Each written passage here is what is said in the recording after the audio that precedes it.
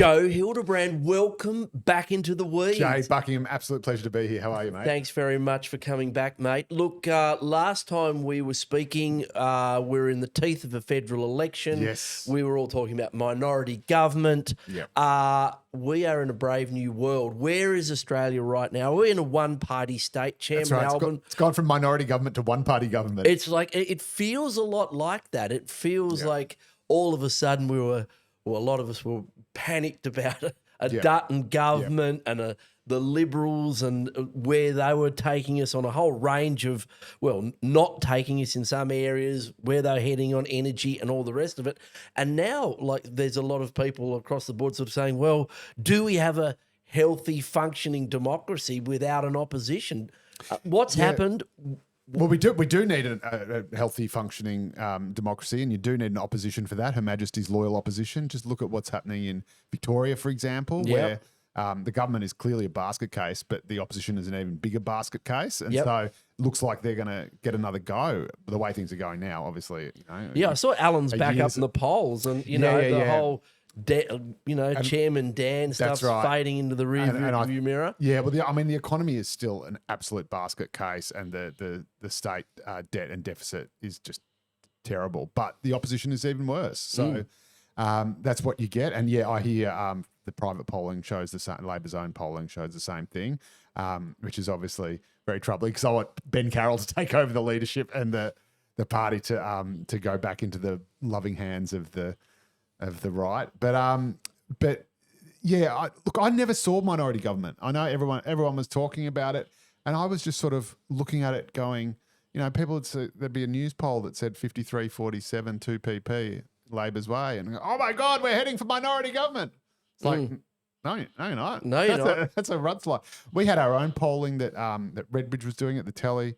Of 20 marginal seats, and that had an even bigger margin. That had close to sort of 55-45 in these must-win marginals.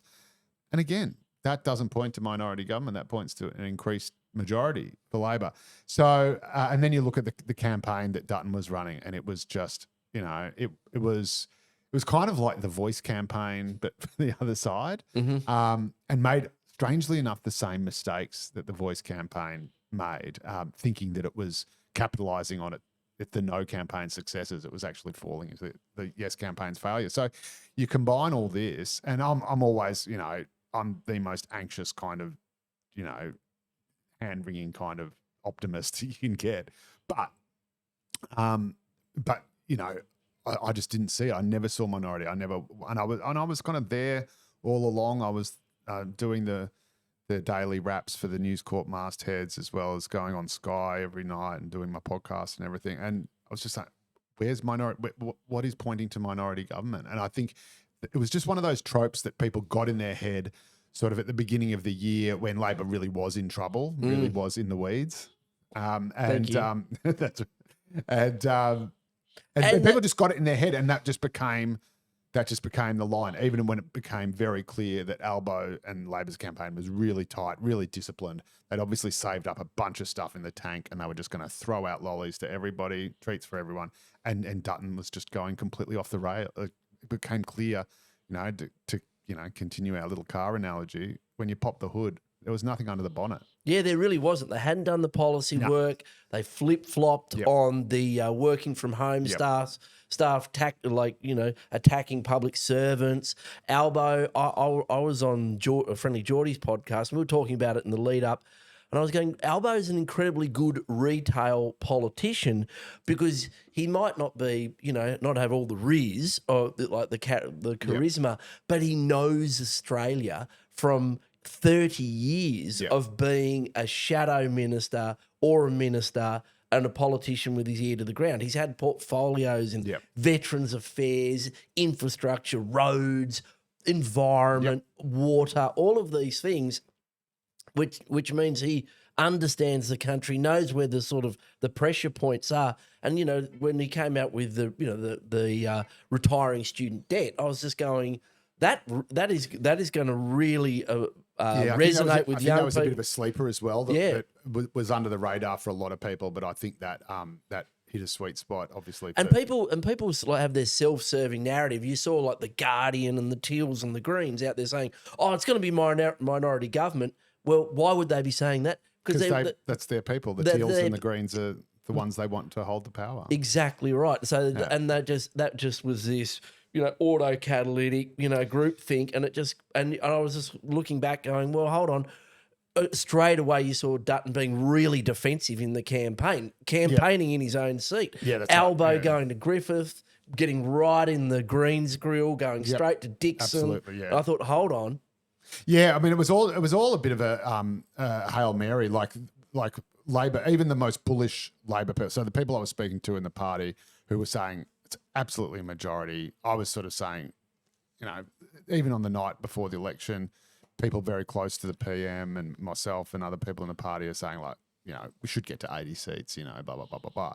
So no one saw, so we can't, I suppose it would be disingenuous to pretend that anyone saw the scale of the landslide, but certainly it was pointing to majority, and certainly the coalition just had not made a case for election and hadn't even actually looked kind of like so hopelessly unprepared that I think a lot of people just thought, holy crap, it could actually be, these guys actually don't know what they're doing. But to your point, and they didn't have a lot of depth too.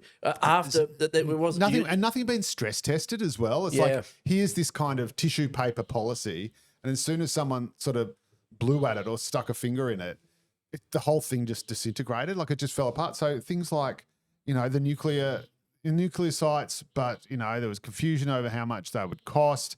Didn't visit any of the sites. That was a big one. Were going to be, even though they were that popular. How good would you would think that Dutton would go to Muswellbrook and stand there and say, I'm going to create all these jobs and here's all these people. Blue collar. That's right. But also, here's the interest groups. Here's the AWU who says that, because they're actually interested and open-minded about nuclear. Not that they'd stand up next to Dutton, but again, get your ducks in a row. But there's just none of the hard yards have been done. How did they go into an election campaign thinking that banning people from working from home was going to be positive? Like this was showing up really, really early on in Labor's focus groups. That this was just absolutely toxic. This was kryptonite for them, for women. How is it showing up in their opponents' research, and yet they couldn't pick it up? Or even worse still, I mean, I kind of think once you need focus groups, you're already a bit too out. Like, everyone does them, of course, but you should just have, like, a good party has enough people who are in touch with their electorates enough to know, hey, this isn't going to play well, guys. Stop right there. And they just did not have that. And so, that most embarrassing U-turn in the middle of election campaign, I've never seen anything like it. But yeah, talking about Albo, someone after Turnbull's, came within a bee's tick of losing in 2016, I was talking to someone about it, and he was saying, he goes, the thing that people forget about Malcolm Turnbull is he's just really bad at politics. Like, he's this towering figure in Australian public life. He's obviously got a really, really massive intellect and an ego to go with it. But when you actually look at his political career, it's been one terrible misjudgment after another. And so he took this huge amount of, political capital when he became Prime Minister and just absolutely shredded it, and then nearly lost the election and, of course, lost the prime ministership to his own people. Albo is the exact opposite of that. Albo is just really, really, really good at politics, and he has been doing it his whole life. He's been doing nothing but politics his whole life, and even the ministerial stuff, there's that, but just the fact that he is, he runs the entire left machine of the ALP, which is now basically the entire ALP. He just he does this stuff in his sleep. Like, everything from, putting people in the seats that he wants and wide-handing the right or whatever. Like, he just does it. But also, fostering people through local government, keeping an ear to the ground on what's happening and he's also good at bringing people together as well. Like that, and this is the thing, because he cut his teeth in kind of going down fighting. So when he was the head of the left in Sussex Street, obviously the New South Wales right was the Senate. And it was basically his job to constantly avoid civil war. And so he goes, mate, you're going to say this, you're going to say that, blah, blah, blah, blah. they're going to win, but we're going to go down fighting. In a way, and everyone's happy. I mean, it's the old joke about the Labor Party. The right gets to win, the left gets to go down fighting. Everybody's happy because the left are the noble, ideologically pure, vanquished who can, wage the revolution another day. And be the irrelevant. right actually get all the power. Yeah. That's right. So, and it's like, and Albo was the guy who engineered all those deals and was able to knock all those heads together and to make those things happen. And so he's moved on so dramatically from the policy positions he held back then. Well, I remember you saying that like he seemed a little bit awkward fighting on the right, but he's used to fighting on the left. That was his bread and butter. Yeah. Managing that. So he was we saw that in The Voice. He was awkward. He was clumsy. He didn't quite really have his game together. But towards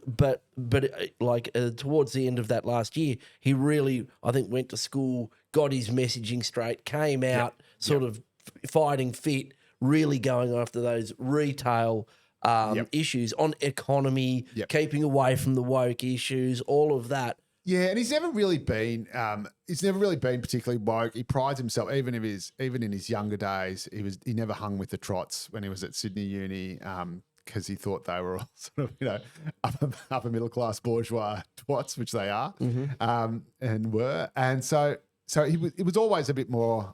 I mean, he's an economic. He did an economics degree. He's always someone who was about helping the working class, the poor, the more bread and butter side of the left. So and again, The Voice was obviously a misstep, and in some ways, the problem with the Voice campaign was that he didn't really want to own it that much because he didn't want it to be seen as a partisan campaign. And so he sort of said, yes, we support it and we'll give them whatever they want, but I'm going to step back and let them be the face of it. And that was just inner city lefties from central casting, and it was just terrible all the way down to the fonts.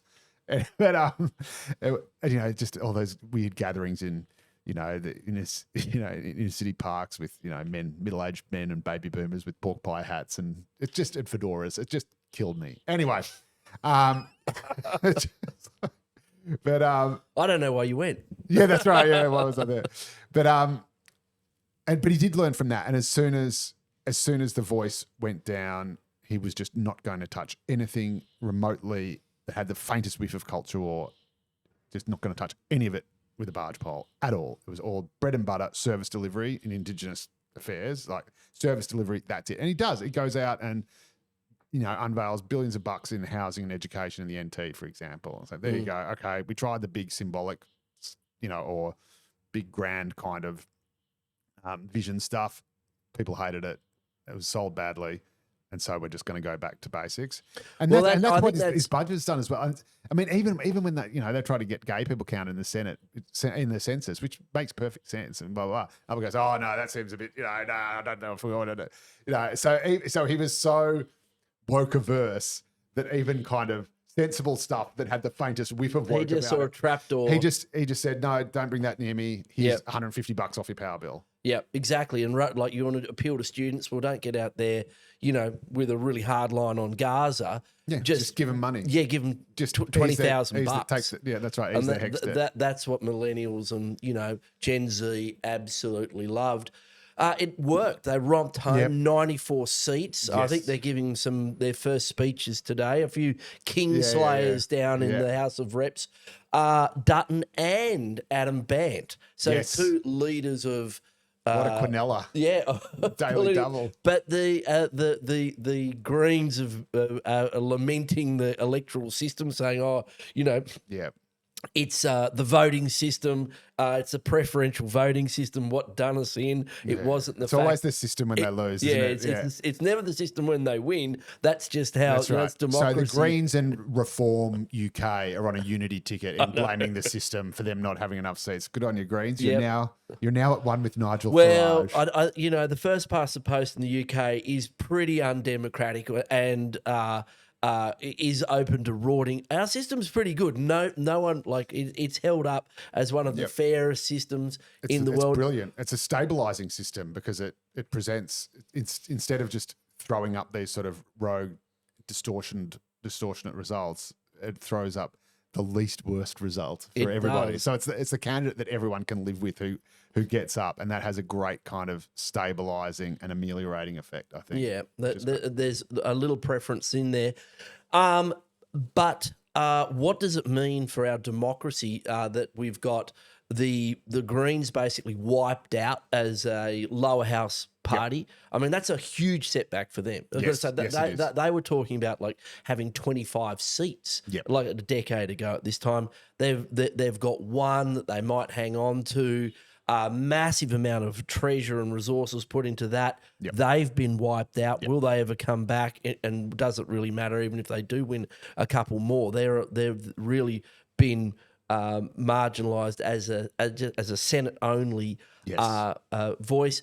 But more importantly, the coalitions immediately they split apart, come back together. This strange dance of the seven veils between the Nats and Susan Ley, and now we've got polling coming out today showing that they're in historically low areas, Even worse than the election even result. worse, and on every metric in every area of public policy, Labor's in front, even on the economy, national security, everything. What happens? Does the coalition just fall apart and re-emerge as something else, or like a reform party? What happens? Look, it's a really interesting one. I think, I mean, it's a bit like going bankrupt at first, very slowly, and then very quickly. So you know, everyone says, oh, and you know, you look at things and say, all right, is the actual two-party system as we know it starting to fragment? And you know, let's not forget this is something that's only existed since World War II. So is this, you know, are we looking at a new kind of reality? Are we looking at some kind of like a European reality where every government has to be this kind of broad coalition? What's happening with the coalition itself, I think, is just a classic case of, I mean, the Libs are divided unto themselves, and that's then before you even get to the Nats. So it's really a tripartite coalition. You have people constantly, and they're the same kind of people who lost Dutton the election, frankly, who are constantly saying, I mean, you've got the right and the moderates and the Libs just at each other's throats completely. But you've also got people on the right saying that, you know, even to this day, saying that the reason Dutton lost was because he didn't go far enough. You know, that he should have gone harder on nuclear, or should have stuck to his guns on working from home. Or Barnaby's out there saying, you know, trying to start the war up on net zero again, and then the net zero stuff as well. Which when is we're 3/4 of the way to net zero. It's the dumbest thing in the world. It's economically, in terms of investment, from a public policy point of view. Yeah, don't they understand that everyone went? Hold on. But it's like the Reformation. It's like like a religious sort of touchstone. It is such a sort of ideological, like totem that they just can't. It'd be like me telling you that, you know, the sky was green. You know, like you just wouldn't go. You'd say, no, what are you talking about? It's just not. So I think it's also the sort of the psychology there is it was this horrendous defeat, ultimately a defeat for them, because they argued against, you know, action on climate change, and they argued against the action, you know, on climate change, renewable energy. They lost, and so they just remember, you know, the dying on that hill. Don't never forget that we died on this. It's like the hill, Alamo, the Alamo, or some sort of some battle, like, you know, like in some, you know, like in the Slavic states in the 1500s. They never quite get over it and just remember, you know, those battles. That's right. That's someone once said, I think, that, you know, that everyone should know their history, and the retort was that actually no, knowing your history is the worst thing, because you can't let it go, and you bring up all these.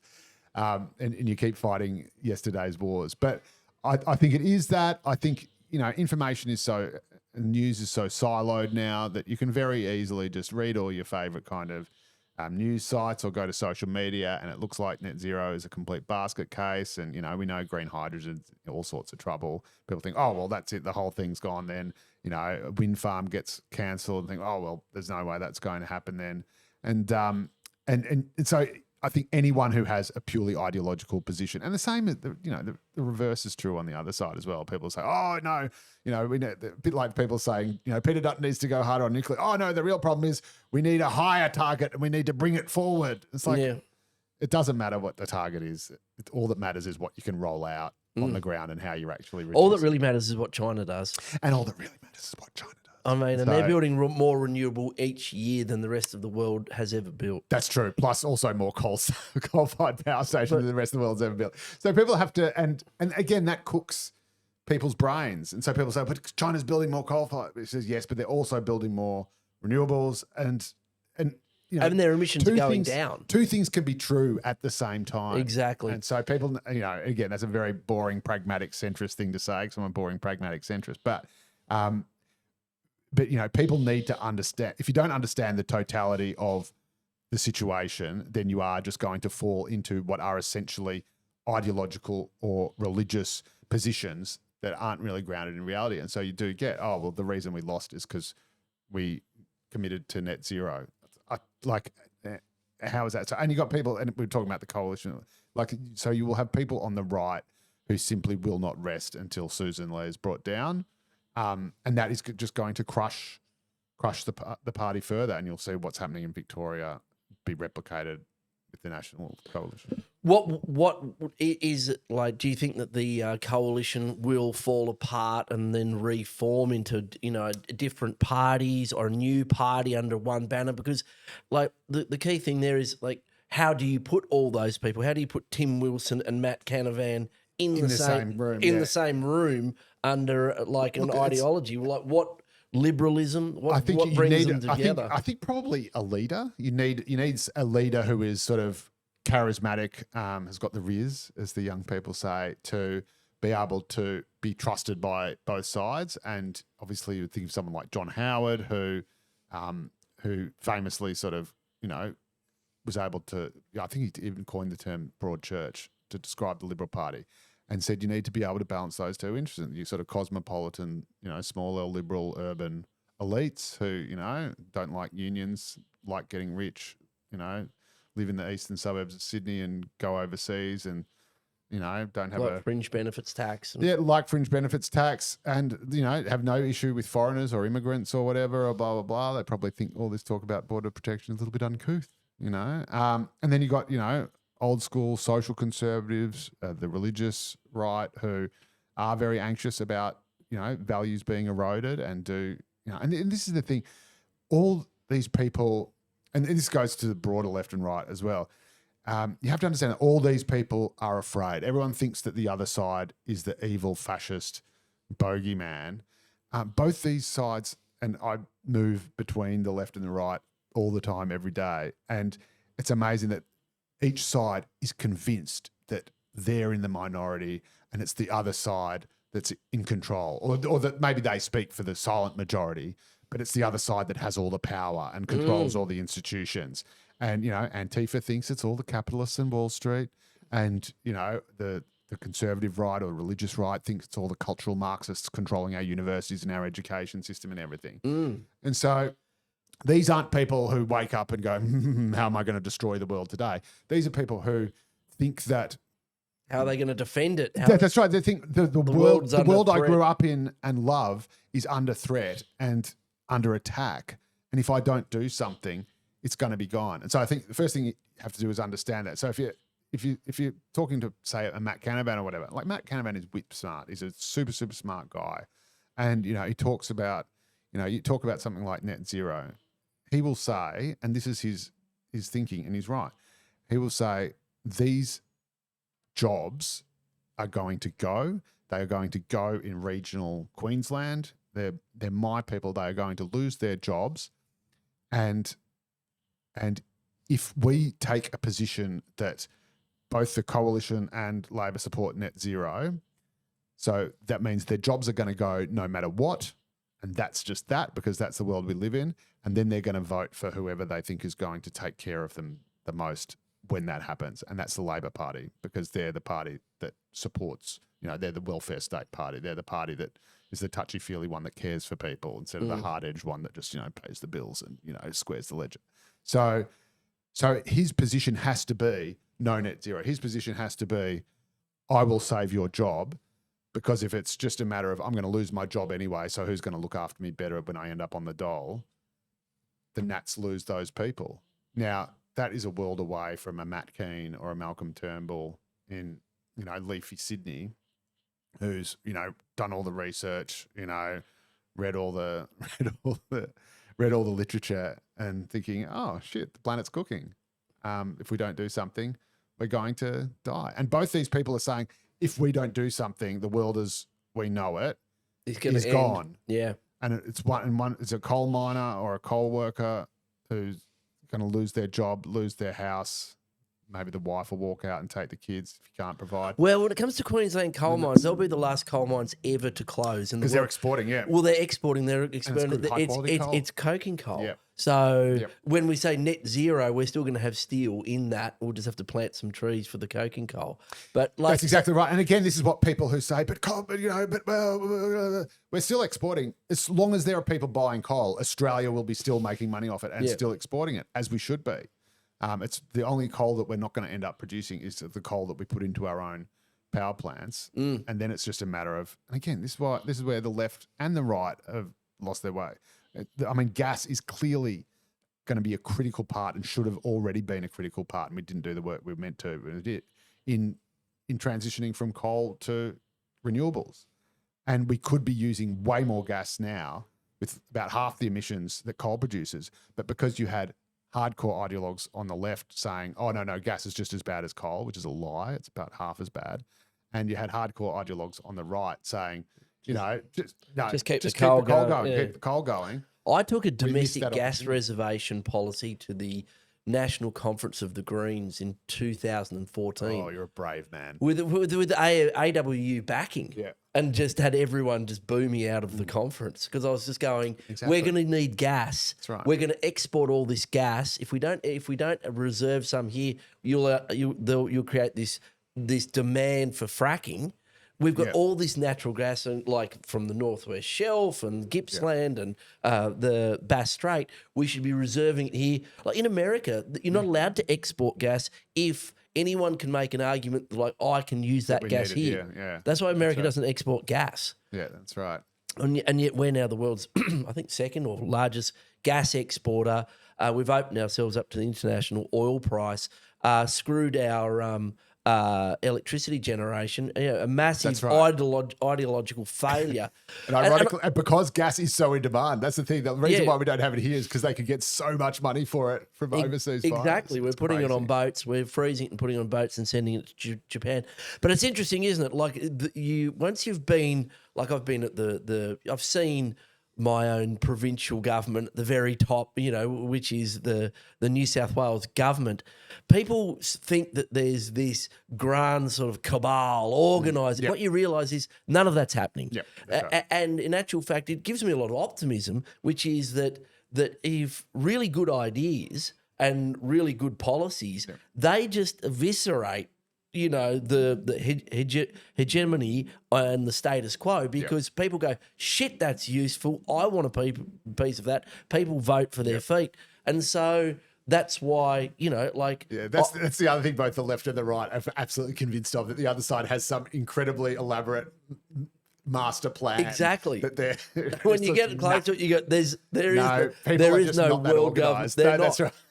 There isn't. Everyone's just muddling along. They're muddling along. So another thing that's come up this week, mate, and I've seen in your column today, you've written about it, is, and who knows how the election would have turned out if 16-year-olds should we have a license to vote? Should you actually have to do a course? Like you've got to do an RSA to serve someone a beer. Yeah, should you do a short course, like at least an online course to get the right to appoint the leader of your country? Yeah, look, I would say absolutely not. But that does not mean that 16-year-olds should be allowed to. I think you have to, either you're an adult or you're not. And so either you're, and again, But what counts for an adult? I'm probably asking the wrong person. Or I'll let you know when I get there. Yeah, that's right. I mean, I look at, like, I was joking last night, like, I'm the smartest person I know. And when I was 16, I was fucking stupid, And and you just like our brains. If anything, there's probably an age, given we know about how long it takes for your brain to develop. Yeah. That we should. I think raise it's men. It's even like 28 further. or Oh something. yeah, exactly. You shouldn't be using power tools or anything until you. Right. I mean, most men are still children at Yeah. the age of 50, like me. But yeah, it's just absolutely insane. If you can't even buy a lottery ticket or order a beer at a pub. But what if you're paying taxes? If you're a 16-year-old, you can have a No job. taxation without representation. That's right. So, shouldn't you get a say on where you're? Well, why stop at 16? Can't you get a job at 15 at Macca's? I think it's like 13. 13, there you go. I think So let's give Uber Eats are. Let's give 13-year-olds the vote. And this is the other. There's also going to be a social media ban on 16 until you're 16 as well. So it'll be okay. You're 16. Here's the internet. Yeah. And go out and vote. And it's just crazy. I mean, there's no impediment to young people getting involved in politics. I mean, all they literally have to do is just stay alive for another 2 years. And you get the vote. Exactly. There's still plenty of crazy people who are voting, plenty of radicals, plenty of, and then this, I don't like the idea at all. I think it's really snobbish I know you're joking, but the idea that, you should have a license to vote because, this is the sort of thing that lefties often say, when, the electorate's just too stupid. All these idiots, voted in Scott Morrison, just goes to show how uneducated we are. I know. There's always this paranoia in the left as well. They always think that there's just Liberal operatives or National Party operatives going through all the nursing homes of Australia, getting people with organ farming and getting their vote at the same time. Exactly right. Yeah, signing over the units to me. That's as right. The executor of the will. That's right. But it's just you want. I think you want. I think to be a citizen. If you can't volunteer to serve in the armed forces, for example, don't let 16-year-olds do that. That used to be the measure of, it wasn't even just taxation. That used to be the measure of sort of citizenship. That that if you're prepared to die, if you could be called up to fight for your country, then you should be entitled to vote for it. And this is the reason why so many Indigenous people got the vote way before others, because they were serving in the trenches. Is that right? If you even if you're Indigenous, if you're a soldier, that's fascinating. Yeah. There you go. Which, frankly, is pretty much the least we could do. It's like, well not done. The biggest. Well done, Bill. You had your thanks, guts Bill. You blown lost out. a leg, but good news. You can vote for Bob Menzies next time. Who doesn't think you're a human being? That's right. There you go. You've got the choice between the White Australia policy or the White Australia policy. That's right. Oh, That's right. Congratulations, Billy. You're an honorary white. You're an honorary human. Oh, God. But yeah, so...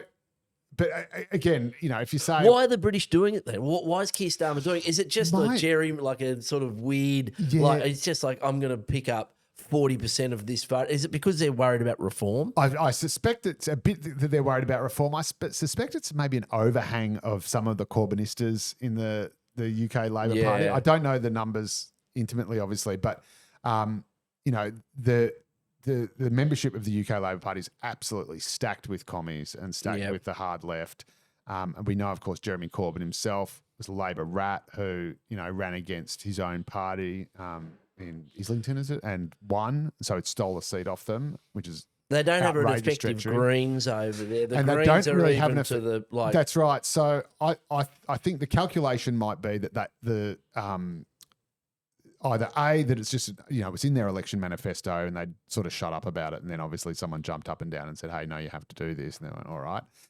They think that unlike here, and it actually makes less sense if this is their thinking, but unlike here, there's not really a Greens party, a big, well-established Greens party for all the young people to go to. So all those votes will just come to the Labor Party.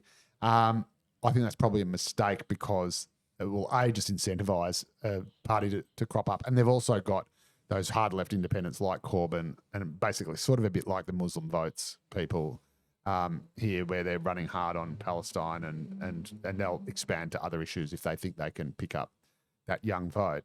And of course, if Labor... Which all came to naught, didn't it? The Muslim vote thing really went absolutely nowhere, didn't it? Like, did anyone come close to giving any of the sitting Labor MPs a shake? Not really, just because of the way it worked. So the big fear in those Southwest Sydney seats is if they did a deal with the Liberal Party. Yeah. So if, and you know this better than anyone, but if basically the Muslim vote candidate pulls ahead of the Greens, then he picks up all the Greens preferences. Gets in front of and then the if he Lib. gets in front of the Libs, picks up all the Libs preferences, and then That a Tony cascade. Burke or a Jason Clare has to basically win on primaries. Yep. Or every other vote ends up sort of stacking against them, owing to some fearless investigative reportage by a certain Daily Telegraph reporter. I can't quite remember his name. I just know he's very handsome.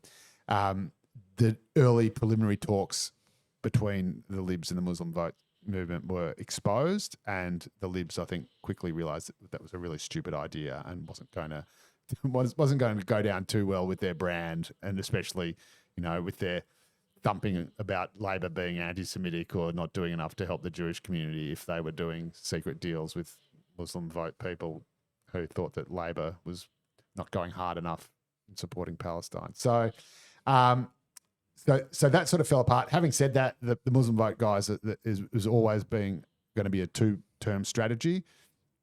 And, you look at some of the, for a first term sort of outing, they got some pretty good numbers. I think got in Jason Clare's seat in Blacksland. I think it was 15 or something 15, 20, yeah. So they did better in Blacksland than they did in Watson in the end, even though Watson, Burke's opponent was the more high-profile candidate. But so you think, all right, well, that's a pretty good starting point. That's sort of like, Greens level plus. But I can't imagine Palestine will be as white hot an issue at the next election. I mean, I don't even know what that looks like. You've already got crazy stuff going on in the community. I can't imagine it will be. I think there'll be an element of fatigue. Hopefully the situation will be in some way resolved. A ceasefire will hold or whatever. We're already seeing some signs of that. So I just don't think there will be the momentum there to. And I think it's going to, yeah, I think we who knows what's going to be happening there on the ground in another 2.5 years. But we already since then we've seen the Iran issue, come and go. That's right. Which I thought was like, again, a really like important sort of case of how the left rushes into defend the Ayatollahs, like America's it's bonkers. It's just nuts. We're stopping homicidal maniacs get nukes where they've said we're going to we are going to start World War III. Yeah, that's right. You absolutely cannot let Iran have a nuclear bomb. I mean, this is on top of everything. This is an eschatological regime. This is a not scatological, not Mark Latham, but eschatological, as in believes in the end of days. Yeah. And you're giving these people the capacity, people who sort of fantasize about the end of the world. Yeah. And you're giving them the capacity to actually bring it about. It's just bonkers. And people just are so blinded by their hatred of Trump or Netanyahu that it just becomes, well, anyone who's against them, I am with. And so if the Ayatollah's against Netanyahu, then suddenly I'm with the Ayatollah. And again, that kind of completely binary blinkered thinking ends up putting you, progressive friend, why can't we all just be kind to each other, as an ally of the most murderous, horrendous, tyrannical, authoritarian, totalitarian regime probably on the planet. I know. And a regime bashing women to death. Bashing women to death. And also I checked in just obviously with the conflict, and there have been actually some really big reforms to Iran's policy on women. They've decided to crack down even harder on them. Yeah.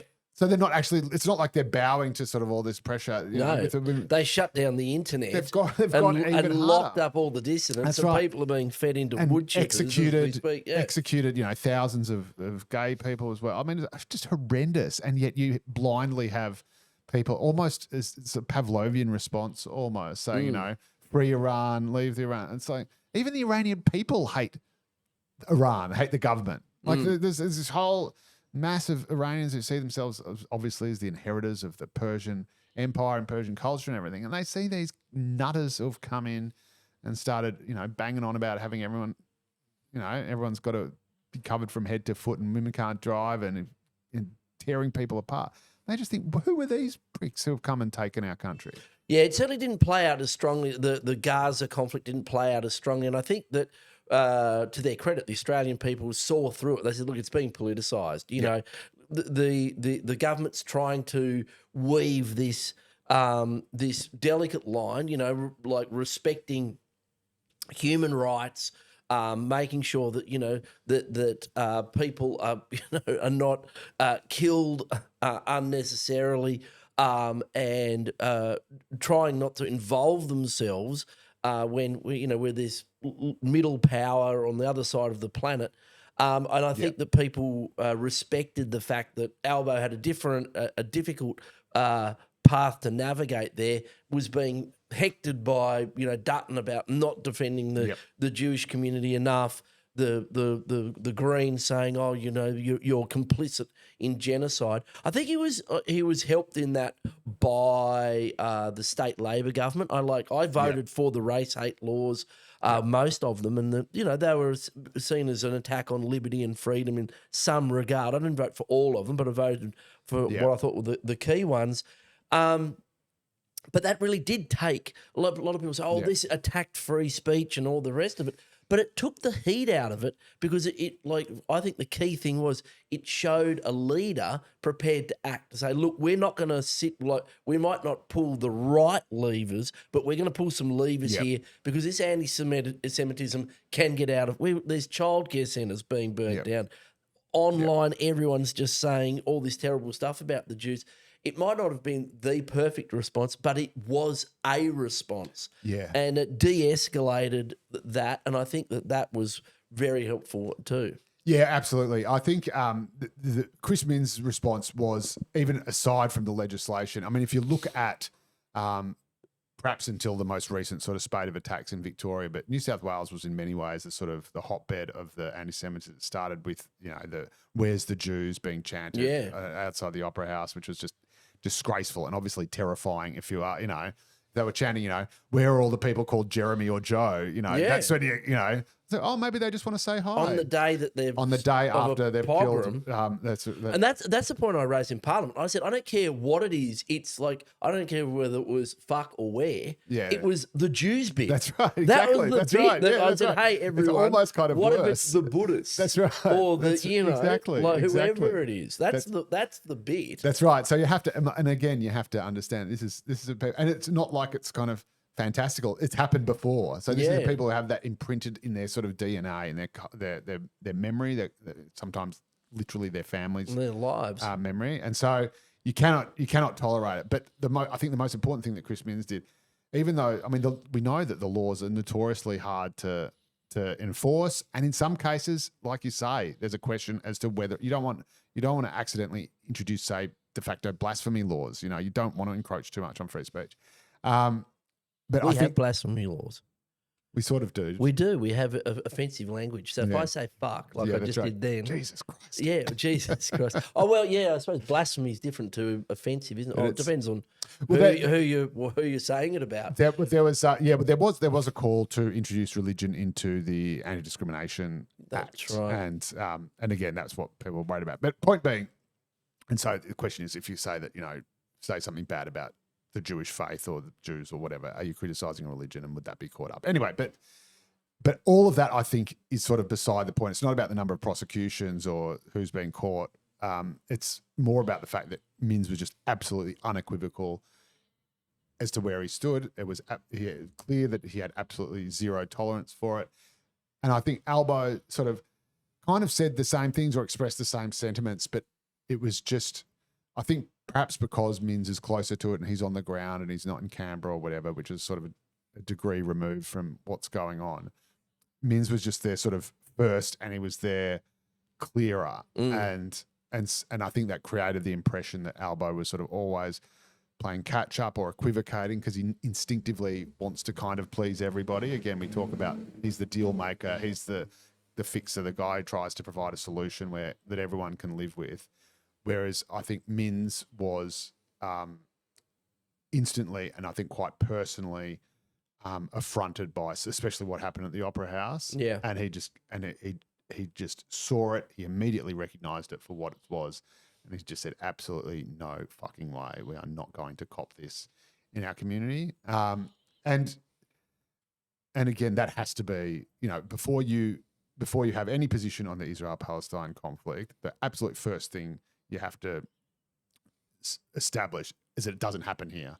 Whatever you think about it, whoever's side you're on, whoever's in the wrong or the right over there, it doesn't happen here. Just because someone's doing something horrible over there, it doesn't mean you get to go and punch someone or torch their car over here. Australia's always reacted really badly to that when it turns up here. We saw that like during the the Balkans War. There was like outbreaks of violence here, and it nearly got nasty. But Australia has really reacted. Like that's one of our, it's one of our key advantages being on this rock all the way down here. Yeah, absolutely. We haven't had a civil war. We've sorted out our differences through conciliation. And there are people who kind of want that war. There are people, I used to expose them, that there are white supremacists, there are bona fide neo-Nazis, and there are also just, again, just normal, everyday, anxious people who read about this happening or see the vision of it happening and say, oh, this is terrifying, we don't want that,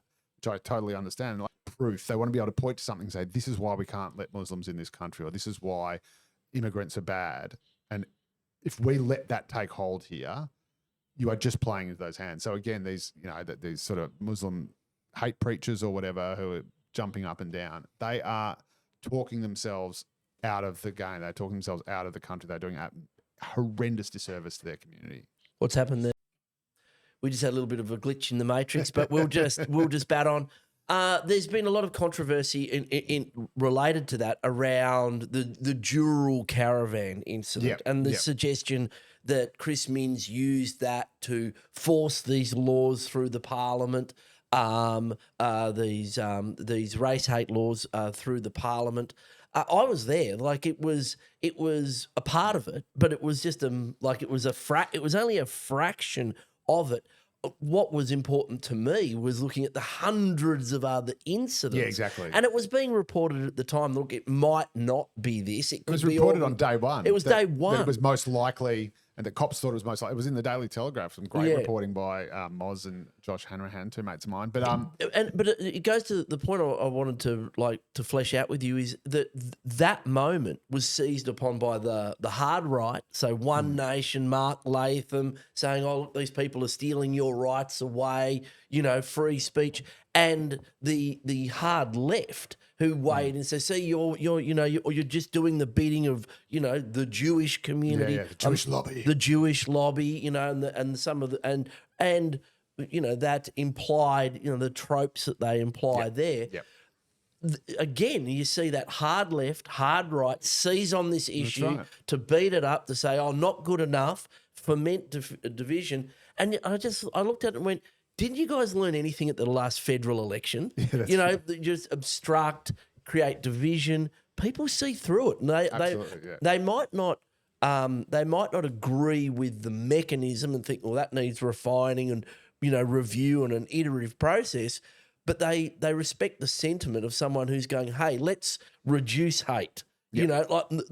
I set out on this path to reduce the amount of hate in my community. Yep. And you're going to criticise me because I didn't get it right. Yeah, that's right. And as always, even just in the last hour or so when we've been talking on this podcast, the hard left and the hard right always sort of end up as bedfellows. They always end up holding the same positions, talking about reform, and Nigel Farage whinging about the system not being representative, just like the Greens are whinging about it.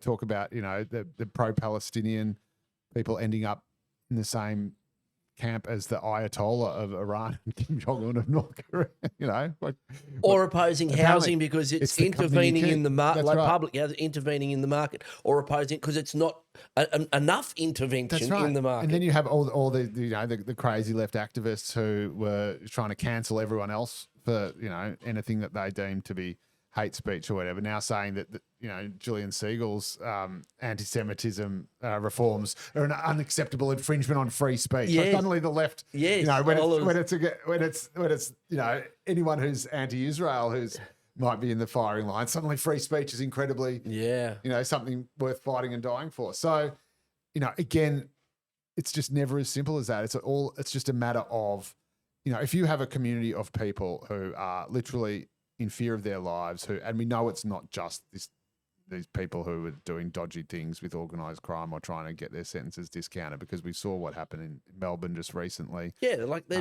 people trying to burn another, down a I think it's synagogue. 2 synagogues have been torched. A childcare centre and like all and the stuff- restaurants and people charging through restaurants and upending tables and the shouting. charging "Death through to the art." restaurant thing.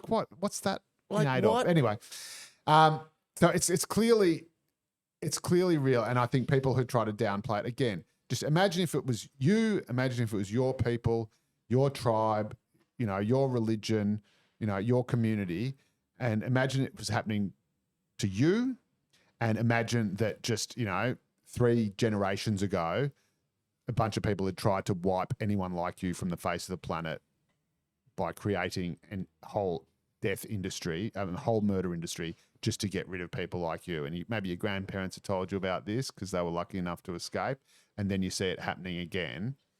Are you then going to happily acquiesce to someone who says, yeah, but I'm not sure if this, if stopping people from, painting all this, anti-Israel, anti-Jewish hate on your synagogue and your house, that might maybe infringe on what I might want to write on Twitter at some point in the future. So I think it's probably best. You know what I mean? So you have to respond to situations as they emerge. You have to balance the sort of competing interests, the competing rights.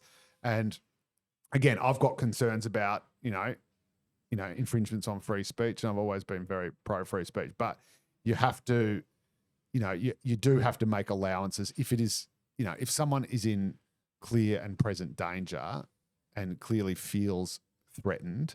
And people have told me, like Jewish people have told me that pretty much every Jewish family they know has their passports and everything ready to leave the country if it escalates. Like that's how anxious they are. And people might say, well, that's an overreaction. But, well, it's not if you've come from, the 20th century's worst genocide.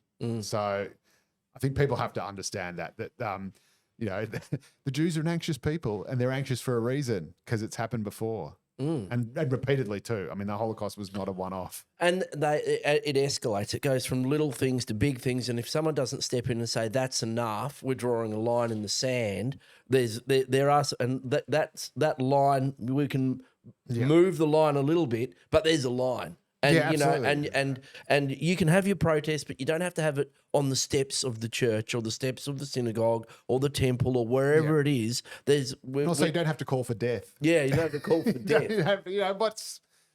Free Palestine? Sure, okay. Exactly. Death to IDF. Hold on. Aren't they conscripts in I don't everyone has to serve. So every single Israeli citizen has to serve. Whether they can go to prison or they can death to the people who've got no choice about whether or not they're in the army or death not. To Israelis is what you're essentially it's death saying. to Israelis. I mean, imagine if people were saying death to the ADF. Imagine if they were saying death to Australian forces. Would everyone in Australia goes, oh, that's okay. They're only talking about our army. It's not me. It's just not human beings. It's I think it's off.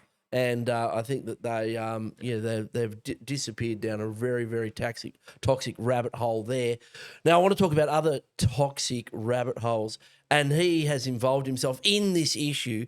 He's led the charge. He's thrown the sand into the gears of the Rose Hill housing development. And then he and his colleague, Rod Roberts, have led the charge against Chris Minns on the race hate laws. Is Mark Latham. I mean, like, what should we do with Mark Latham? I don't know what to do. I got to work in this place with this guy. Yeah. And we've got this, it's sort of like a Frankenstein, this lurching, toxic, half-dead politician lumbering through the body politic, just creating a massive stink. What do we do? Well, I've been intertwined with Mark Latham for good and ill for about 20 years, and I got him as a columnist for the Daily Telegraph, which I've confessed to publicly. I know. So don't blame anyone else at the paper, guys. That was my idea. Because, on But one he's been level, everywhere. He was writing for the A. He was a darling. he was of writing the for the AFR. The He was writing AFR. for the Australian Financial I Review. know. And I'm like, these are great columns. We should get him back. And of course, this is after he'd smashed up the camera of one of our photographers, which I'd sort of conveniently forgotten about, even though the editor at the time framed all the smashed bits of the camera, so we'd never forget. And all sorts of stuff. I mean, there's a list of sort of incidents going back, as far as you want to look. But I just, and he was the Great White Hope. I mean, this is a guy who I remember years ago. I couldn't tell you what's in it now, but reading the book "Civilizing Global Capital" that he wrote with Lindsay Tanner, and this was all about this sort of third way politics. Labor harnessing economic forces and capitalism productivity, for good and productivity. That's right. So not being sort of Luddites stuck in the past, but also not being sort of laissez-faire neoliberal capitalists where it's just whoever makes the most money, great, and whoever doesn't, well, screw them. That's social life. Darwinism. Social Darwinism. So, and so that obviously just, that pushed all my buttons. And so I was a big supporter of Mark Latham when he was the Labor leader. And then obviously he showed his true colours during the campaign with that handshake. And then, of course, he disappeared in a sulk when the tsunami came and wasn't talking to anyone except Joel Fitzgibbon, who later also became a mate of mine. So all this stuff is sort of going on. And I wrote a piece about it recently. I'm just trying to figure out almost in my own head as much as in anyone else's. But what is the point of him? Like, before we get sort of what do we do about Mark Latham, what is his actual purpose? Because it's quite clear that he's got this, he had this prodigious intellect. Everyone around him recognised it. When he was in the Labor Party, everyone thought this guy is a weapon. This could be the guy to sort of take us. He's the next. And it turned out he just wasn't interested in that at all. He could do it. Like, he could turn his brain to policy, and he could turn his brain into big sort of, political wins, like the superannuation stuff. He said, you know what? This is an absolute shit look that us MPs are getting huge, massively generous parliamentary pensions while poor old average Aussies are on, 9% or 12% or whatever. I'm going to axe this. We're going to lead by example. And that was so horrendously, hugely, massively popular. And everyone goes like, all the polls are like, oh no, what'd you do that for? Oh no, we're still. But the whole public just goes, yes, this guy speaks to us. And famously, John Howard says, well, I'm not going to die. Howard immediately sniffs the wind. As soon as there's not bipartisanship on this, he realizes he has to do it. He's got to move. And he moves straight away to neutralize it as an issue. And what happens? Mark Latham still collects the pension because it's the cutoff is after he's already entered the parliament. So that's that one that's an example of probably his most popular and most principled position, and yet he's still trousering for himself this benefit that he decried as unfair. And you look at and that pattern seems to keep recalling. Talk about the Rose Hill stuff, depriving tens of thousands of people of a home because you like to go to the races. I think it's one of the dumbest bits of public policy I've ever seen. It was a terrible decision. What were we trading? We were the ATC were trading $5 billion. They get a new race course. They get everything they've ever had, for a race course that's just conveniently located, but no one goes to. No. For let's face it, a dying industry, an industry that's just propped up with gambling revenue, but which I'm all for, by the way. But still, but it's all it's got serious structural issues. Could probably do with a massive injection of funds. Yeah, it seemed to, and it's a once in a lifetime, thing. You get a metro station, metro station. 50,000, 70,000 people living there, a new suburb, modern design, the whole thing. But Mark Latham just throws sand in the gears, and he just seems to That's be right. there. And I don't think it really was dumb. I think it's just because I like going to the races there, and so I'm going to stop this from happening. Yeah. And also because I'm just pissed off at Peter V'landys, or I just And this is the other. It was like a court intrigue. It was just like Sydney's elites getting together. It's like with the handshake. It's like your whole life your whole life has been working up to this moment. You've had Through, people, yeah, you know, yes, you've worked yourself. You've also had everyone around you throwing themselves behind you and pushing you up to the Labor leadership. People like Simon Crean, Julia Gillard, Paul Keating, Gough Whitlam, they've all got behind you, all backed you in against Kim Beazley, the best Prime Minister we never had. And you're in an election campaign and it's within your grasp, and you decide that you're going to throw it all away just because you want to show John Howard who's the bigger man, show that, you know, to just intimidate him just because you can, because why? This is the thing. Well, he said, he came on the podcast. He said that that John Howard had said something awful to his wife, and he sort of but you throw away all that capital because he's pissed off for somebody. Again, it's a personal grievance, and he's got to get back at it. And it's, you know, and whether or not you even believe what John Howard, you know, that doesn't really sound like. John But it is. It's you've got this person with this enormous capacity, just applying it in the completely wrong areas. Can't build any.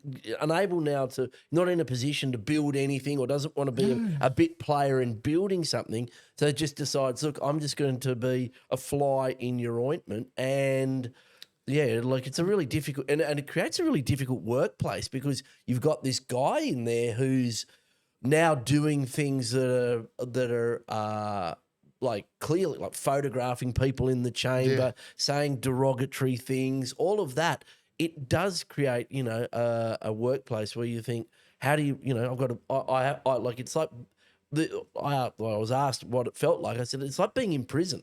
You have to go. You're in a cell. That's right. You have to go and sit next to this person, whether or not you like it or not, whether or not you think it's safe or not. Yeah. You know, and I just wonder how more it can possibly devolve. But it is devolving, and there is a question about whether or not Mark Latham can sustain his position. You know, he might be made bankrupt. Well, that's the other thing. And again, another example, you know, he just had to, you know, he took offense at something fairly, you know, that Alex Greenwich said that was, you know, given his background, Latham's background, you know, said some pretty rough stuff himself. And then suddenly he gets offended by something and then just lashes out with the most vicious kind of homophobic stuff. And so again, suddenly he may have even, if he's made bankrupt by this lawsuit, again, he's just torched his second coming as a parliamentarian because he just had to get his gun off on social media. He just had to hurl that insult, and it just didn't even care about the consequences. No, and he's also like leaning into this whole sort of like sex stuff by, you know, this master thing, saying, I'm the master of this and master of that. Everyone else is just, you know. Oh, that's the thing. He doesn't Henry deny. Lawson say the pigs got up and slowly walked away? Everyone else is just like going, "Oh my God!" That's right.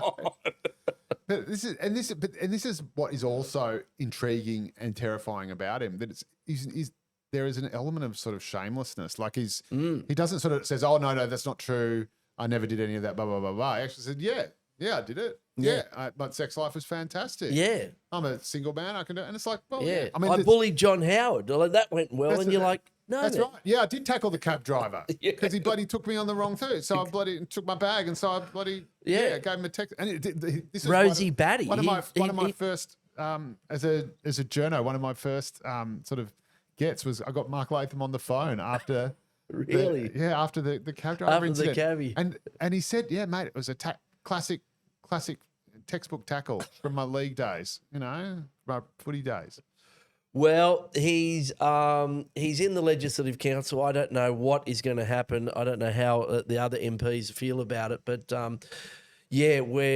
it's a hard one. I'm going to find it very difficult not to make heaps of jokes at his expense. I've got like thousands of jokes about dumping, scatology. Make sure you've got someone between you. I know. That's exactly right. He is a bit of a big unit, and I don't know how fast he is. I'm still pretty nimble. Hey, look, one of the things we've got to go from the big issues. One of the things I forgot to raise with you is in terms of Albo. Yeah. Is China. China. We have a great policy. It's going to be great. We're going to China. China. We've it's a really interesting moment in global geopolitics. The states pulling back from NATO, saying, "Look, if you want to have a war in Ukraine, sure, you know, but you can pay for it." Yep. A bit of isolationism. Yet on the other side, you've got some real hawks in the emerging in the Trump cabinet, and when it comes to China. And Albo, like I think a lot of people would have noticed how well received Albo was in China. I've had other people on this podcast talking about, you know, the threat of, you know, of China to Australia, and the fact that there is none. Like really, the likelihood of China invading Australia or nuking it's not going to be that. No. It's not going to be that. The issue is, you know, soft power, whether, you know, we basically our, you know, sovereignty is undermined because we become part of the Chinese economy, which we are. Yep. But we, you know, I hope our democracy is still intact. Yeah. But a pretty big moment. A lot of people talking it up. First of all, what's a jujube? Oh my God! Do you know what a jujube is? idea. Apparently, we've done a deal with app? apparently, we've done a trade deal. It's jujubes for apples. I saw it written in the AFR. We're getting jujubes from China. Is that like a Delulu juju? It's like a dried date. Apparently they're all Oh. yeah, I know. And they're really keen on our apples. So there's a jujubes. How do you like them apples? I like them apples. So jujubes. I had to look it up. I was like, jujubes? Yeah, that is foodstuffs is not my area of expertise. Like anything more complex than like Vegemite toast, I'm like, nah, what's that weird? Get that stuff away Mate, from me. you're not a gastronome. But we're doing jujubes for apples and green steel. Yes. But, you know, that Albo's makes sitting down for banquets with the Yep. president, the premier. It's a pretty big deal, isn't it? Yeah, it is. It is a big deal. It's an interesting one with China. I mean, you talk about the threat is obviously not anything resembling a Chinese invasion of Australia, but they definitely are going to invade Taiwan because they said so, and there's no reason not to believe them. They believe that Taiwan is part of China and always has been, and they have made it abundantly clear that they're going to get it back one way or another. They're also obviously expanding into the South China Sea with their sort of island building programs there. And then the question is, well, what does that mean for sort of global trade? You know, do they then, you know, have it so that only those shipping lanes can only be used by Chinese people or Chinese ships or ships that pay the Chinese government X amount? And do they put it, you know, we know they're no stranger to trade embargoes. And so it's not necessarily the threat of China invading Australia, but a question of how much bad behaviour are we prepared to tolerate on the sort of international scale, and also how much internal oppression are we prepared to overlook for the sake of trade. And again, I'm not a Puritan about this. We live in the real world, and I think if China is going to give us money for stuff that we can give them, better they give it to us than anyone else. At the same time, I think we do have to make sure that the US security pact is tight. So if China does try to, you know, screw us too much, we've got the big bloke standing behind us. And we also have to diversify our trading. Right? So I'm a big fan of India. What if okay, China does want Taiwan back? Yeah. I mean, Taiwan is a new country. It was part of China for a very, very, very long time. The nationalists went there in, you know, 47 or whenever it was. Did you know this? Did you know that the US Army invaded China in 1945? Yeah, right. 1945, there were 50,000 Marines in Beijing. Were they not allies of China though? Wasn't that just to get rid of the Japanese? But the Japanese had surrendered. This is post-surrender. Right. So they landed 50,000. Just a bit of mopping up. Well, they went to war with the communists. There was a fight. I didn't know there was a hot war with the communists. There was a hot war. Yeah, right. They controlled the Beijing airport. Yeah, right. There was 50,000 Marines. There were more Marines there than there were in Vietnam. There were 50,000 Marines, and Chiang Kai-shek led the nationalists into the nationalists who were doing all the fighting. They were doing the fighting, but the US actually did were fighting. Up north just the US actually did some fighting, and so it's sort of often overlooked in the West that we did sort of land there and support the nationalists there. Yep. The nationalists screwed the pooch and ended up In hiding Taiwan, away in Taiwan. But like, do we go to war with China if America goes to defense of Taiwan? Well, I mean, we've gone to war with America in every single venture that know. they've asked us to, no matter how sort of harebrained. And we're, I think, probably the only nation to have done so. Even the Brits didn't go to Vietnam, and the French didn't go to Iraq. And they're America's two closest and oldest allies, respectively. So, I suspect we would. If America went to war with China, we would instantly be a target because of the Pine Gap and marine bases and the marine back in Darwin and the intelligence center in Pine Gap. So we'd sort of be drawn into it anyway. And then there's the kind of matter of the ANZUS Treaty. Like, if the US and China go to war over Taiwan and China decides, right, well, first thing we need to do is take out the southern flank of this engagement and take out America's capacity to launch and invade, anything from the south. So we've got to take out Darwin, we've got to take out Pine Gap. Suddenly we're involved whether we like it or not. And even if they didn't do that, do we say, hey, America, actually, we're just going to sit this one out because China's so big and strong and scary? Do we then just assume that China is just going to stop, even if it realizes that Australia and the US no longer have an alliance, and that despite the fact that we produce absolutely everything China wants and have all the stuff that China doesn't, like the one missing link where China's like farm, where it's factory, do we just take on face value that the Chinese won't just basically say, yeah, we'll just take all that, thanks. We'll just have Western Australia. We'll just have Western Australia. Nuke Perth. And again, they probably wouldn't, they wouldn't invade it, but they could put, just crazy trade demands on us. And if we don't have the US strategic alliance to fall back on because we've torched it because we wouldn't back them up in a regional conflict over Taiwan or whatever. So again, all these things, you have to just keep all these things in balance. And it's, and so when the right says, well, why didn't Albo go over there and stand up to Xi Jinping? It's like, what? Just yell at him? Like, what do you think? Well, then what? Like, that's ridiculous, obviously.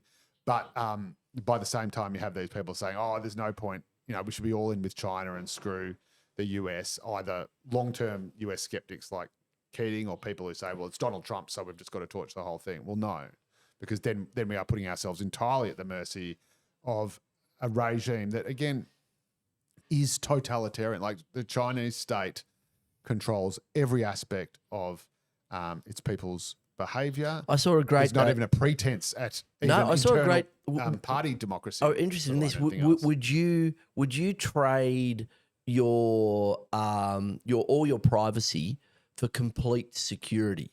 So essentially, would you? Because a great documentary by Spanian. Spanian's in Shenzhen. Yeah. And sort of he's walking around blowing out at all the security there. And talking to the locals, and they say there is no crime. We have no crime. Like 96% of crime is solved within 24 hours, but we have no crime, and that is because we have no of privacy. That. We have no privacy because of those 27 cameras, my app that's monitoring me. Like, do we trade that in? I mean, it is a totalitarian state, but I think obviously no, because you have to. Otherwise, what is the point of life? What is the point? You can't have porn. but no, I mean, it's the age-old tension, and this is why people who keep calling for radical change, or whether it's the tech bros like move faster, break things, or these people say we have to, overturn the capitalist hegemony, or people, young people who are all in on socialism, apparently, because they weren't born the last time it was tried in the USSR. But it is a really important point you make, the socialism point, that like 1990, people are 34. Yeah, that's right. And then all these surveys, we talk about the 16-year-olds getting the vote, but there's all these surveys, people, 50% of young people saying 18 to 34-year-olds saying, "Oh, socialism is way better than democracy. Democracy just hasn't worked." I know. And again, it's Send them the to Churchillian Romania. quote. It's the worst system in the world except for all the others. Yeah. And his other great quote, which I always love, is the Americans will always do the right thing after they've tried everything else. Exactly. Which is what Trump's doing in Ukraine as well. Like Trump is getting there, and same with Iran. That was the one good thing. That's the first really good thing he's done. Yeah. We should be encouraging him, not condemning him. And he said it. He said it to Israel when they started firing rockets back. Don't you do he that? Said, he said, "What the fuck are you what people doing? Get back there." So again, sometimes you do need a bit of cut through. You do need a bit of madman diplomacy. But again, I don't think people, because we've been living in the long peace in the West in particular, but we haven't had a world war for 80 years, and people just don't understand. I think if you don't know your history, if you're not sort of immersed in it, you don't realize just how lucky we are and how bad conflict, instability, chaos is. Like revolution is bad. Civil wars conflict are is bad. Yep. Civil wars are bad. They are horrible. And people romanticize them. I mean, any revolution, the French Revolution, the American Revolution, let alone, the USSR or the revolution in China, the Cultural Revolution. Oh my God. Just horrendous, genocidal. Cambodia. Just exactly. Revolution. Like peace is good. Stability is good. And the threat of revolution and the threat of instability is what drives authoritarian parties and leaders to power. And so all these stupid, crazy, radicals on the left who think it's great to talk about, just tearing apart the system or tearing down whatever, even if it's dumb stuff like, tearing down statues or whatever, it is exactly that sort of stuff that will unnerve people enough to come back to exactly your sort of dilemma or the ultimate question. Do you sacrifice freedom for security? Yeah. And if people think that there is that the alternative is enough insecurity, instability, chaos, then violence, you end up with the Gestapo. then people say, "All right, I'll go with whoever keeps me safe," whether it's Xi Jinping or Adolf Hitler, who's saying, "If you don't do it with me, it's the Bolsheviks. They come in Russia. They're going to come for you." People think, "Oh yeah, well at least he stands up to those." Yeah, I'll stay in my lane. Commie revolutionaries. Yeah, which is again what he built his power on. Hitler did not build his power on saying, I'm the strong alternative to liberal democracy. Said, I'm the strong alternative to the murderous, genocidal Bolshevism that has just erupted over there in Russia. And if we don't stand up to it here, you're going to get a revolution. And people voted for it. You're going to lose your houses. So, do you want to keep your house? You vote for me. And they did. They voted for the Nazi party more than any other party in the last election they contested. And of course, they abolished elections. They abolished all the other parties, which is a very, very pragmatic move. Now, but I see again and again all these people say, "Oh, look, it's the end of the American empire. It's the end of the American hegemony." It could be. Do you reckon? Well, I hope not. But this is the whole thing. Like, you do not. People say, "Oh, yes, America, the evil I empire is know. I'm going down down." with America. You don't want that. I know. You do not want to see There that. are more good, progressive, productive, contributing human beings in California than in most other countries. That's right. All the incredible ideas in terms of art, technology, intellectual pursuits there, that have come out of, say, California. And you just want to say, look, because the electoral system has coughed up Donald Trump. Then let's just Torch the whole thing. Torch the whole thing. Yeah. But if you actually look at the insane. American economy at the moment, sure, there's a couple of $1 trillion of debt, higher than GDP. I think it's 40 trillion, but it's still a gigantic economy. It's massive, yeah. It is millions of miles in front of its nearest competitor, and their military is absolutely gigantic. Yep. It is bigger than essentially the rest of the militaries in the world combined. And, the only real threat they have is the PLA. Yeah, and potentially Russia's nukes. I think that's right. Yeah. So I mean, America's not going to go away anywhere in the next 50 And years. again, this is the incredible, and it seems, even the word itself seems so benign, but this is the incredible danger of idealism. And I just bang on about this all the time. If you are just going to look at America and say, you know what, screw them, we're going to sever ties with them, we're going to hope for their downfall, we're going to protest against them and, you know, burn Portland or whatever, you know, because we don't like that, because America doesn't meet our expectations or our in every facet. Of what a country should be, then you are tearing the fabric of, you know, the planetary peace apart. So, and again, this is what the left often does and the right does, I suppose, to a lesser extent. But I suppose the left is more idealistic because they think they're working towards a utopia. They think they're working towards this perfect world they've got in their head, you know, the Hegelian arc of history, you know, Marx talks about, you know, and we're just all heading to this perfect utopia. Well, we're not, right? Because human history just doesn't work like that. Human beings don't work like that. A utopia is only as strong as its weakest link. And so instead of just, all you need to ask yourself about America is it better than China? That's the only question you need to ask, because the only two powers that have the capacity to control the way global trade works, the way global security works, are those two states. There may be another one that comes up down the track.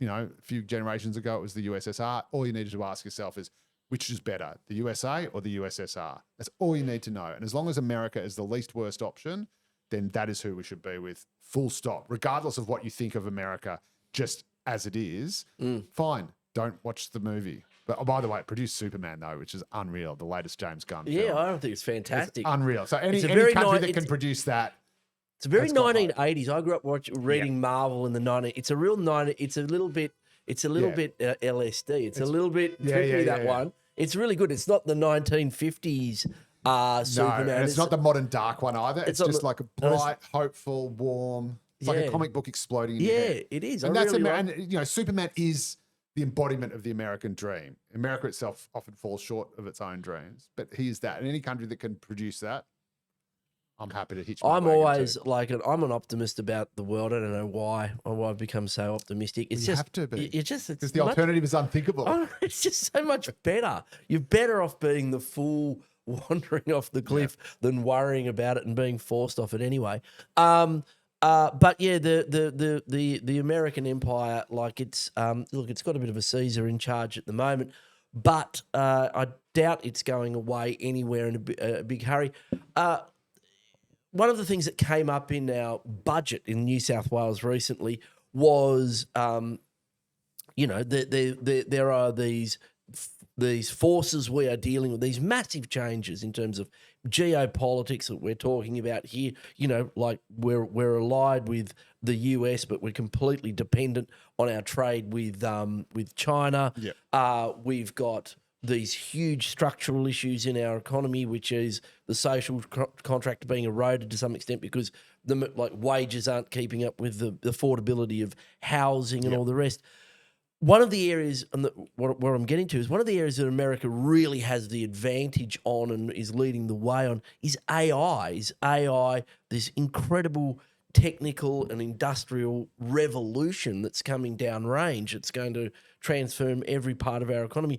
Do you think a lot of people are blind to the fact that the US has created AI, owns these huge corporations, how incredibly pervasive and useful it's going to be to the American economy, to our economies around the world? What's your take, mate? Yeah, I find AI terrifying in many ways. Just the economic impact it's going to have, the number of people it's going to put out of work is terrifying. Having said that, I think probably a lot of the people that we really need will be saved from AI. AI is not going to be able to take care of your grandma in a nursing home or, you know, fix, you know, I mean, our house is falling apart at the moment. And so I've never valued tradies more than, and you realize how they can just do stuff that no one else and no other machine can really do.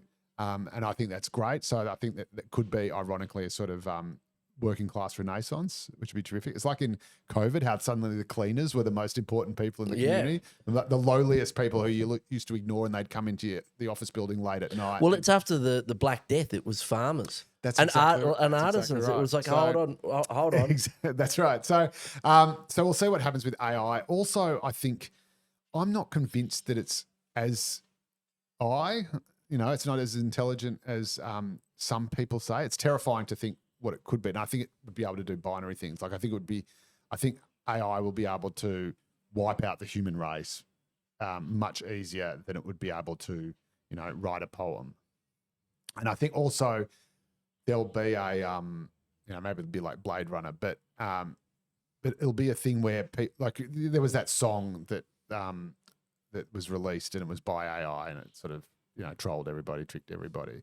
But actually, if you listen to it, it's pretty rubbish. Pretty shit song. It's very adult contemporary rock, I'm not saying it's not, it's, so I think, I don't think AI will be able to do that. It'll be able to predict an algorithm which can say, if you put these 3 chords in this order and, like do it over and over. Old joke says, swap the word baby for Jesus and you've got a Christian rock song, so you do all this stuff and, that'll be a listenable song, but it's not going to be, the Beatles. So, but do you think that the fact that the US essentially owns it, like the fact that it's only like but it's essentially we've got a few state-based players like the Chinese and the Indians are really trying to, at a state level, but in terms of and that's sort of what's playing out a little bit in terms of the US, with NVIDIA, like taking, the chip manufacture back on shore, all of this. But the US has just such a massive advantage in computing power. Yes. It's like... And also just a completely different operating environment. Like China would have all the experts in the world, all the tech heads in the world, all the resources, but... and it's the same thing. It's the same reason why the US won the Cold War. Because it just says, all right, everyone come in, do whatever you want, do as much as you can, and we're just going to see what happens. Yeah. There's no nepotism. So you're not, that's right. So it's not a command economy. It's not people saying, right, I want you to build me an AI algorithm that's going to be able to perform this function. It's just like, all of you, to see what you can do. And that's what Silicon Valley is. It's just a whole bunch of people competing with each other, scrambling for cash, taking risks because they think it's going to pay off big time and make them all rich. And so again, it's sort of, 1,000 flowers bloom, and then the government can sort of come in over the top and say, all right, we'll take that one, we'll take that one, we'll take that one. Yeah. And the outcome is like the modern railroad or... what? Yeah, exactly. That's like exactly electricity. Right. So China, it may be that China, is unable to compete with that. And there's also sort of demographic pressures on China as well, which could sort of crunch it. I remember hearing someone talk about how their sort of aging population, there's some weird sort of formula where they had to grow by a certain, and China does have to sustain a huge amount of economic growth, like multiple times what other countries need just to sort of break even, if you like, to be able to pay for this huge middle class aging population. That's the demographic bomb is huge. It's one. So I think those are the two things that will make all the difference. The US's capacity, endless capacity for just sort of light speed innovation that sort of anticipate. And again, the innovation comes before the regulation or the purpose. So something, it's like the space race, Yeah. It's like you send someone to the moon, you don't know what you're going to get out of it. And then all of a sudden, it's satellites or a pen that writes upside down. Yeah. Well, apparently it's, who knew, it's making, it's making medicines. Apparently it's like so much cheaper to make things and conduct like experiments in space. As long as it can't write whimsical newspaper columns. Or or do a podcast. Invent a podcast or invent grunge. We'll all be podcasters. That's what's going to happen. That's the future of the world. Everyone will be a podcaster and AI will do everything else. It'll be Brave New World. We'll just wake up, we'll play volleyball, do a podcast, have soma, go to an orgy, rinse, repeat. A day in the life of Mark Latham. Wreck some laws. That's right. Head to the races to watch. And go to Rose Hill. And go to Rose Hill. Come home in the 7th at Rose Hill. Yeah, What a day. I think we'll end up in a brave. I think Aldous Huxley had it. Brave New World. I think that my take is a lot of people aren't really. Well, I think some people are noticing just how much the US is going back and forwards to space. Like there's a lot of space out there. And a lot of real estate and Space Force. It's a Space Force. It's coming, mate. I think that we'll end up with the Elon's going to Mars, which might be the only place that is safe. might get deported. To I think Mars he's at this going rate. back. I don't think he's going to. He's trying to get home. Just here for a visit, guys. Yeah. All right. Well, look, Joe, it's always fascinating. Pleasure, it's mate. always a bit of a wander through the weeds when you come on, but I really appreciate it. Thanks so much, mate. Really Absolute enjoy your pleasure. Love columns. it. Check Thanks, them out on the Legend. Daily Telegraph. Thanks very much, Joe, for coming back into the weeds, mate. Thank you, my friend. Great to be here.